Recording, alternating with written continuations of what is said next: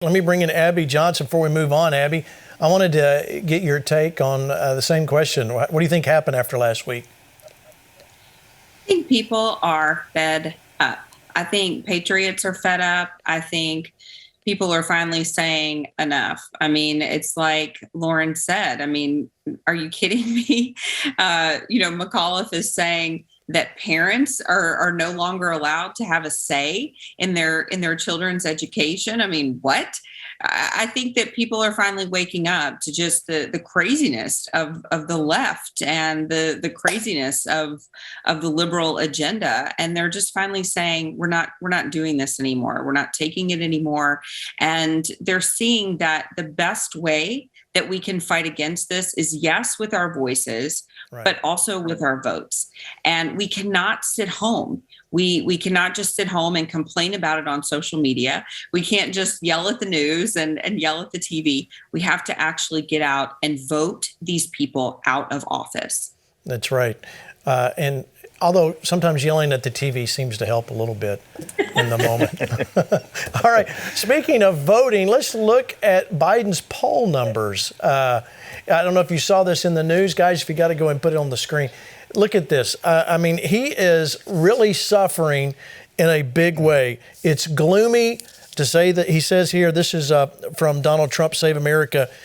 Gloomy landscape for Democrats in midterms as Biden's approval drops to 38%. Now, the real story here, I think here is, yes, his numbers are bad. His approval rating is bad.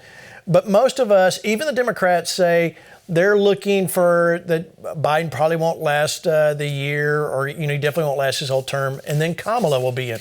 But her numbers are at 28%, John. It's not, they're look at what they're walking into if that were to occur.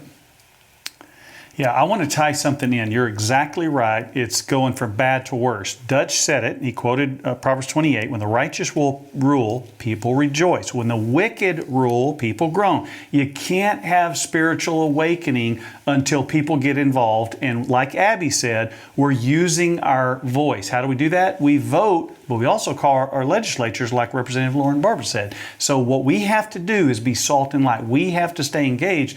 And it's not just 38% unpopular. It's primarily with independents and people who voted for President Biden. And this is the truth. A lot of times they're voting against someone. They weren't voting for him. And now they had to see what would happen. He promised to be Uncle Joe and kind and get along with everybody and return us back to the calm, peaceful outward appearance, but he clearly has gone in a radical leftist Marxist socialist way, and people are seeing the ramifications. You fight to defund the police, what happens? Historic crimes.